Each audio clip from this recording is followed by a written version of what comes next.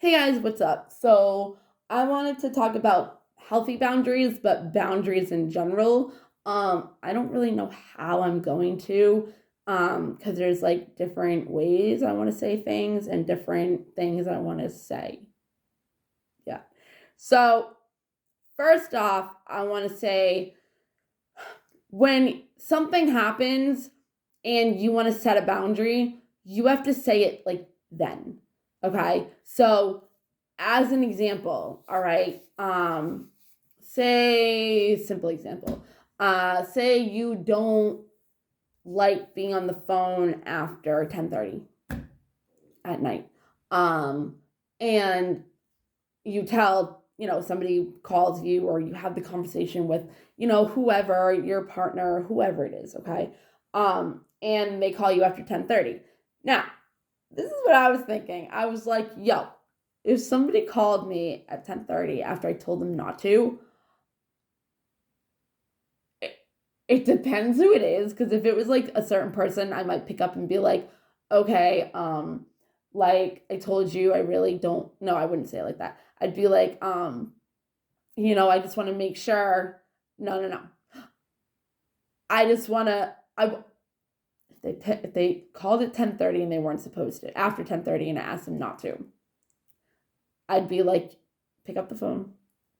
As long as I like wasn't busy, pick up the phone and just be like, I normally don't like picking up my phone and talking after 10:30, but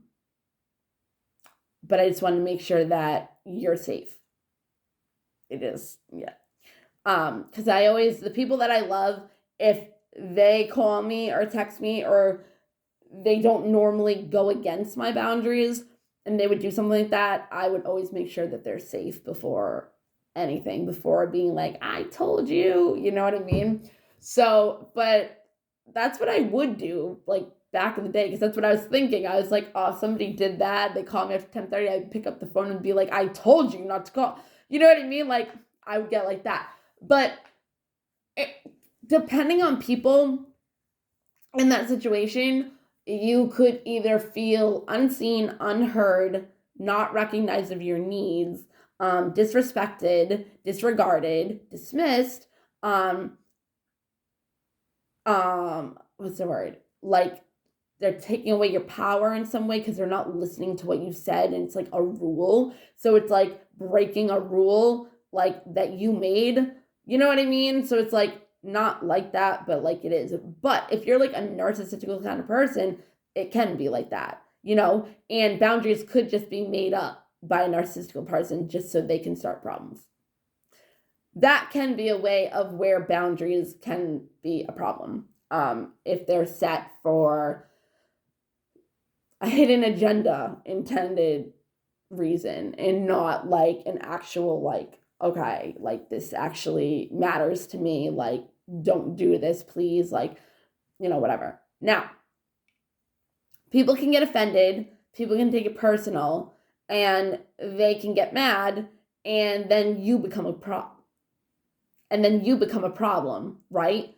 Now, that could happen at first, but if your person respects you, takes you into consideration, um, and all that, they might get mad at first, but they will do it. Or they won't get mad and they'll just do it. They'll understand. You know what I mean? Like, at least when you set a boundary, at least explain why. Like, it can even be like, it just makes you feel unworthy. It makes me feel like crap when you do that. Like, or I really have a problem with you being late. I'm always early, and that could just be a way of the person being. So it's like, if they're like a person that needs you to be on time, because some people, I'm like this, my friend is really like this. If you say you're going to do something, do it. If you can't, don't say it. And if you say you're going to do it, but then it turns out you're not going to be able to, say it. So it's like, somebody could say they're going to call you back, right? And then like an hour and a half or whatever, you're patient, you don't, say anything because it's not about that. It's about the fact that you said you were going to. So it's like, I don't care if you call me back or not. That's not the point. The point is, don't say you're going to if you're not. And if you're not going to be able to, at least just send a little text saying, oh, I'm not going to be able to call you tonight. You don't even have to have a reason. You know what I mean? But people feel reassured and respected in different ways. So they put up boundaries, right? And if people cross those boundaries, it shows just what kind of person they are, how much they care about you, how much they take you into consideration, and how consistent they are with not breaking that boundary. Or at least if they break it, they acknowledge it and say sorry. You know, like, I forgot, like, blah, blah, blah. So this is the thing, though. Healthy boundaries are really important. And I'm going to tell you why. When people make you out to be a problem, then that can also be a blame game. You know, like, oh, it's your fault, blah, blah, blah, blah, blah. And you're like, no, like, you know, but that's a trigger for them. That's something that needs to be healed within them. That has nothing to do with you. 1. 2. If you set healthy boundaries, you're doing it for, at least me, I've learned this about myself. If I set healthy boundaries with somebody, holy shit, that scared me. Oh my God. What in the fuck? Okay, whatever. I just hope that guy doesn't come up here. He is. Of course. Hold on.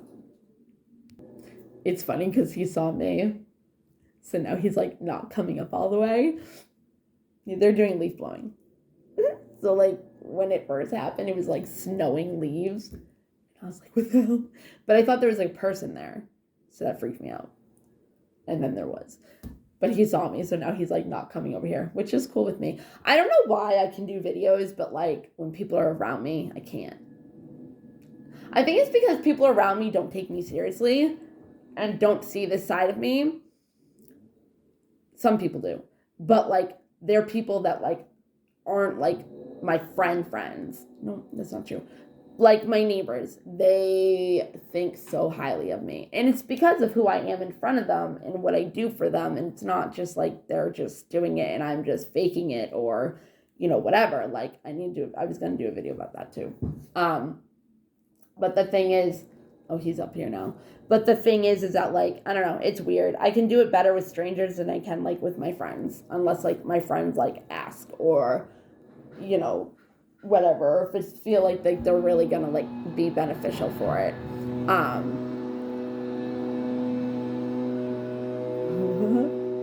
That's a cool snowblower though. Snowblower, leaf blower. Anyways, so I realized about myself as I grew more in my healing journey, it's hard to set boundaries, especially when you have abandonment issues and you love somebody, okay? If you set boundaries, sometimes you'll be scared to set them and let people walk all over you because you don't want them to leave you, okay? Now, this is codependency, all right? It's when you rely on, you know, your happiness or your security or your whatever on another person, right? So it's like you're not thinking about your needs and what you need or how you should be treated. You're thinking about more of what they'll do if you do express your needs, which you're abandoning yourself, just letting you know.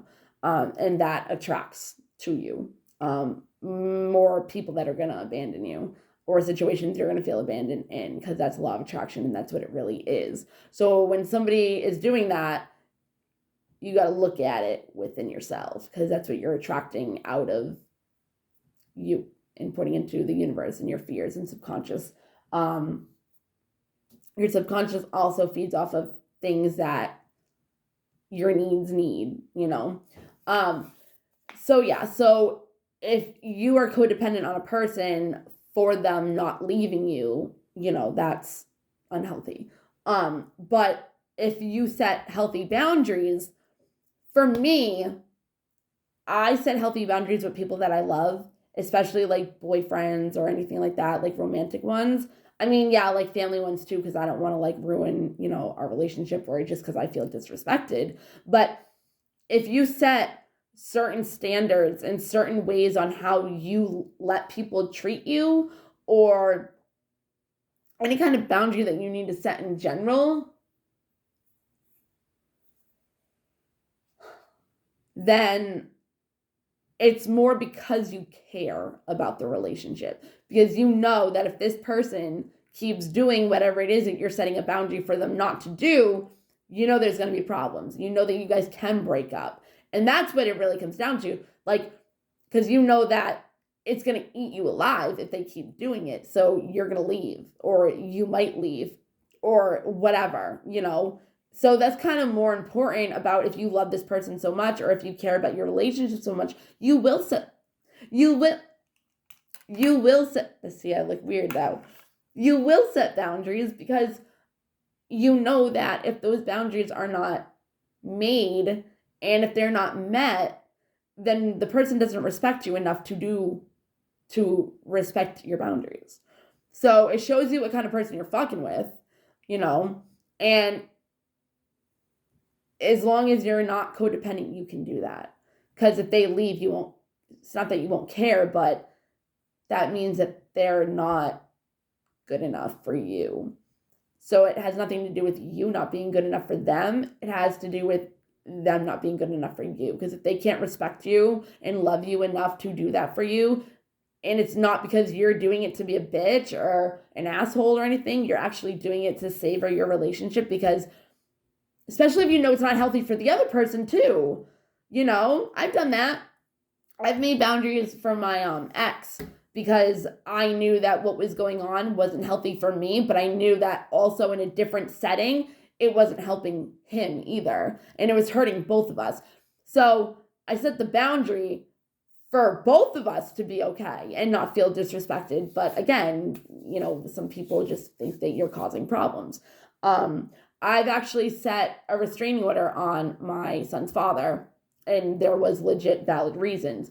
But I also did it because he was way too codependent on me, and he needed to learn his independency for himself and not rely on me to do everything for him so he can have a successful life, even if he had me doing everything for him, that might not happen, because it didn't in the past when I was doing everything for him. But I was getting threatened because I wouldn't do what I normally would have done for him, and we weren't even together. So I had to do the restraining order because of the threatening, but it was also for him to learn how to not be codependent on me and learn his own independence so he could also be a good father for his son. So I'm going to go. I don't know if I'm going to do one more in the car, but I can't do it here.